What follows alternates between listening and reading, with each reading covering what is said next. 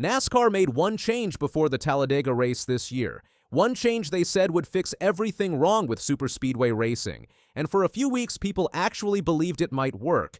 But here is the thing nobody is talking about. The change did not fix anything. It made one part of the race worse, and the proof was sitting right there the whole time. Let me take you back to before the Jack Links 500 even started. For the last few years, Talladega and Daytona races have had the same problem. The cars cannot move. They get locked into two rows, side by side, and they just stay there. Nobody can break free. Nobody can make a real pass. And because of how pit stops work at superspeedways, teams figured out that the team who spends the least time on pit road exits first. So what do?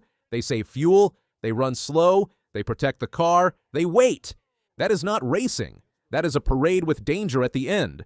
So fans complained loud for years, and NASCAR finally listened. Sort of. Here was their fix.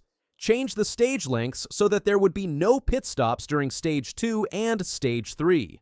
The idea was simple. If drivers do not need to pit during those stages, they cannot save fuel during those stages. They have to race. Sounds good, right? Here is what nobody asked. Where does all that fuel saving actually go? Because it did not disappear. It did not just vanish because NASCAR moved some numbers around on a sheet. Stay with me, because what happened in Stage 1 is one of the most embarrassing stretches of Cup racing you will ever see. All the fuel saving that used to be spread across the whole race got pushed into Stage 1. 98 laps, one massive fuel-saving session that lasted almost the entire first half of the race. How slow were they going? Here is your number. Chad Fincham led 8 laps. Chad Fincham, in Carl Long's number 66 Ford. A car that almost never finishes in the top 20, let alone leads laps at a Cup race. He led 8 laps at Talladega because drivers were running so far off pace that his fuel strategy put him out front. That is not a knock on Fincham. That is a flashing red light on everything wrong with what was happening on track. Think about that for a second. This is the Cup Series, the top level of American motorsport. And the racing was so slow and so processional that a small budget team was leading laps because everyone else was trying to stretch their fuel. That is what NASCAR's fix created. Remember, this was the change that was supposed to make the race better. Keep that in mind. Now, here is the only interesting thing about Stage 1. Because teams could pit twice during that long run, strategies split. Some teams pitted twice. Some made it on one stop. That created a mix of cars at different points in their fuel windows, which at least gave broadcasters something to talk about. But exciting racing? No. Real competition? No. When Stage 1 finally ended, fans were hoping Stage 2 would deliver. NASCAR had set it up so there would be no pit stops. Drivers would have to race. This was the moment the format change was built for. It lasted 11 laps. 11 laps. That is all it took for everything to fall apart. And what happened next took out 2/3 of the field in one single moment. Ross Chastain turned Bubba Wallace. That was it. That was the spark. The big one happened 11 laps into Stage 2, and just like that, cars were flying everywhere. 2/3 of the field got collected. Cars that had survived the boring 98-lap first stage. Cars with good strategies. Cars that could have actually contended for the win. Gone. Done. Parked. All because of one move 11 laps in. After the wreck, the race reset, and what came next was exactly what fans were dreading before the format change was even announced. Double-file gridlock, 2 rows, side by side, nobody moving, nobody able to make a real pass. The same problem that existed before the stage length change was right back, staring everyone in the face for the rest of the afternoon. So let us do the math here.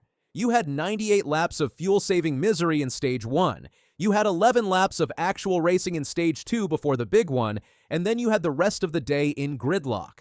That was NASCAR's fix. This is the race that was supposed to prove the format change worked. It proved the exact opposite. Now here's where it gets interesting, because the day before the Cup race, there was another race at Talladega, the Saturday O'Reilly Auto Parts Series race. And people who watched both races saw something that made the Cup race look even worse by comparison. The Saturday race was good, actually good. Drivers could move. They could work through the field. They could use skill to get to the front. There was real pack racing. There was real maneuvering. There was an actual test of who was the best at navigating a superspeedway. And here is the key question. Both races were at the same track. Same weather, same crowd, same everything. So why was one race watchable and one race a chore? The cars. The O'Reilly Auto Parts series runs a different car. A car that can actually move through a pack.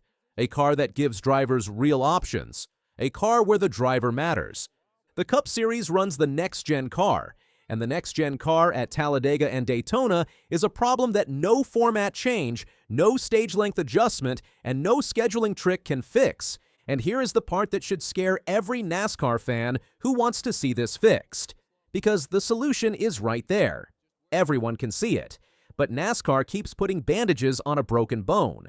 Think about what was actually impossible to figure out during Sunday's race. You could not tell who the fastest car was. Not even close. Speed did not matter when everyone was running slow to save fuel or locked in a two-wide formation with nowhere to go. You could not tell who the best driver was. Skill barely factored in. The winner was whoever ended up in the right spot at the right time when the chaos settled. Carson Hocevar won his first career Cup Series win on Sunday. And good for him. That is a real moment. That is something he will remember for the rest of his life. But even his win came with an asterisk in the minds of fans who watched the race. Not because of anything Hocevar did wrong, but because the format of the race made it nearly impossible to earn a win in the traditional sense of the word. That is a problem. A winner who deserves to celebrate, but whose win gets questioned because the racing was so processional and so chaotic that nobody could really prove who was best.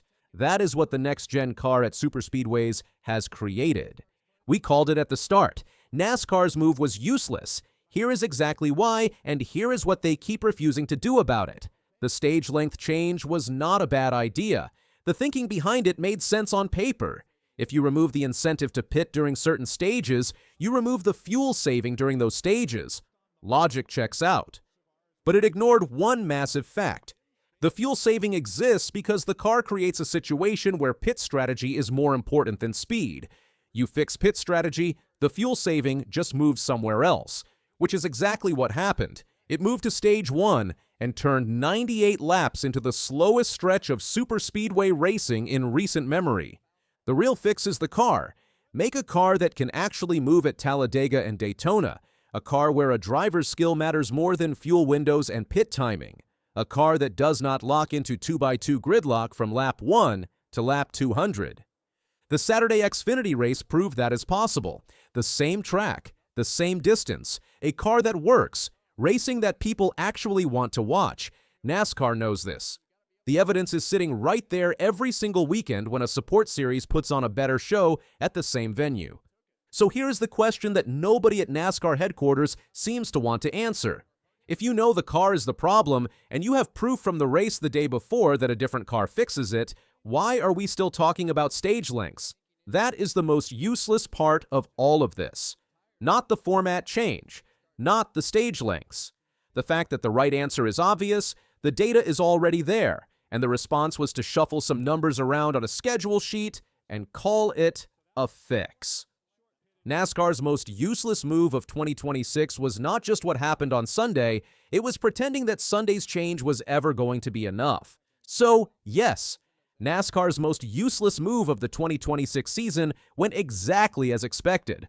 Because when you put a bandage on a broken bone, the bone is still broken. The stage lengths changed, the racing did not, and until the car changes, nothing will.